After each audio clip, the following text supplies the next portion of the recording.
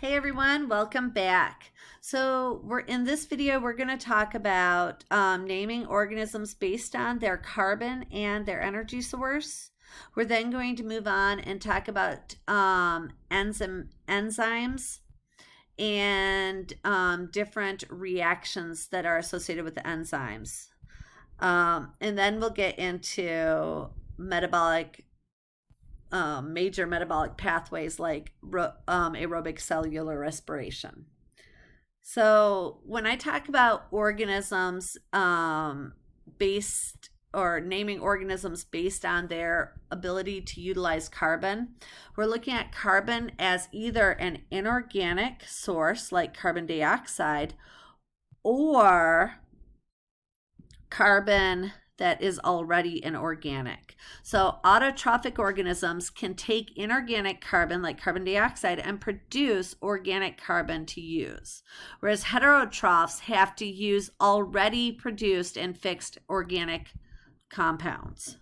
Okay, so an example, bread is carbon based, and bread is organic, and so we can eat that.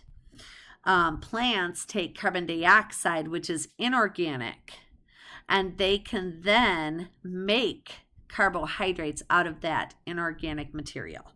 That's the difference between an autotroph and a heterotroph. We also can base the type of organism based on if they gain energy directly from sunlight or if they have to take in materials to gain energy. So phototrophic organisms are organisms that gain their energy from sunlight, whereas chemotrophs get energy from chemical compounds like organic material. Again, we humans are chemotrophs, so we use organic materials for our source of energy. So we use organic materials like, and again, I'll use bread. Bread is a carbohydrate. It's an organic material. It has carbon in it for our carbon source, and it gives us energy. So we are chemoheterotrophic organisms. Whereas phototrophs take sunlight energy, and then they can utilize that to produce their own ATP. So here we can look at classifying these organisms based on if they utilize energy from chemicals or if they utilize energy from light, and if they gain carbon from inorganic sources or if they gain carbon from organic sources. Okay. So you can be a autotroph. A chemotroph gains its energy from chemicals, and it gains its carbon source from some inorganic material like carbon dioxide. So bacteria can be chemoautotrophs. We also have chemoheterotrophs. Chemoheterotrophs gain their energy from chemicals, so like organic food would be examples. And they gain their carbon from organic material as well. So an animal, humans are examples. Some bacteria and fungi are chemoheterotrophs. A photoautotroph is an organism that uses inorganic carbon and light, sunlight energy. So plants are your photoautotrophs. Algae, cyanobacteria, anaerobic bacteria like purple and green sulfur bacteria. And then we have photoheterotrophs. Photoheterotrophs gain energy again from sunlight, but they need to have an organic source for carbon. And so purple non-sulfur bacteria, green non-sulfur bacteria, those are photoheterotrophic organisms,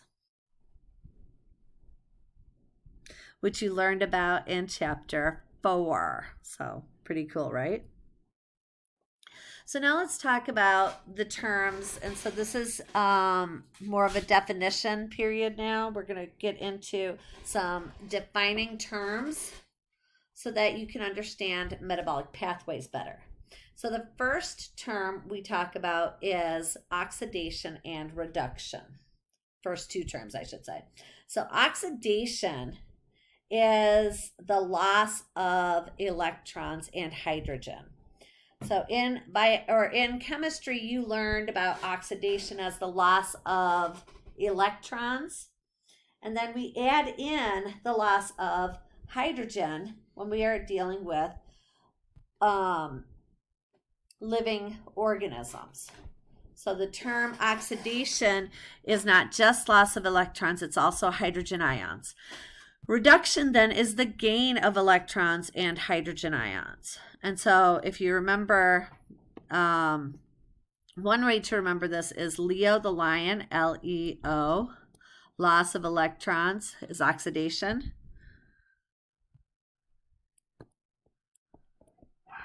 Says Gur. And Gur, gain of electrons, is reduction. So that's how I remember it. I was taught that by a former chemistry professor and colleague of mine.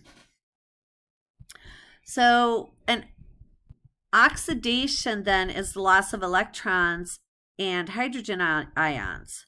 So if something is going to be oxidized, it's going to it's going to lose those electrons and hydrogen ions. So at that point, we have to have something else there that's going to be reduced. So in this figure here, we have this agent B that's called an oxidizing agent. An oxidizing agent is an agent that helps to oxidize something else. And in that process, it's going to become reduced. And so A is called a reducing agent. So in this process, it's going to reduce something else, and so it's going to become oxidized. So here we have A. A has this electron and hydrogen ion associated with it. It is going to lose those electrons and hydrogen ions in this process. And when it does, so I'm just kind of showing you how this is looking, right? The electron and hydrogen ion are going to move to B. B is the oxidizing agent. So in that same process, as it is moving, it is going to gain this electron and hydrogen ion, and A is going to become completely oxidized. Well, it's going to be oxidized, and B is going to become reduced. So an oxidizing agent gets reduced.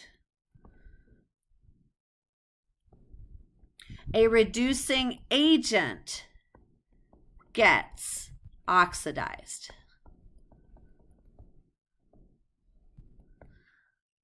And if that doesn't make sense, definitely ask. So these are coupled reactions. So whenever one thing gets oxidized, something else is going to get reduced. These occur hand in hand. They are coupled reactions. So now let's look at some coenzyme carriers that help in oxidizing molecules during different metabolic pathways. And so we have FAD. Oh, my fault. It's not drawing. There we go. We have FAD, which is known as flavin adenine dinucleotide. We have NAD, nicotinamide adenine dinucleotide. And we have NADP, nicotinamide adenine dinucleotide phosphate. Each of these is called an electron carrier. I typically think of them as taxis. And what they do is they accept high energy electrons and hydrogen ions,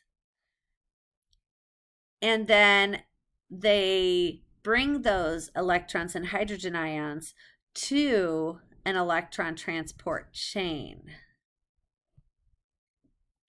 or to another metabolic pathway, depending.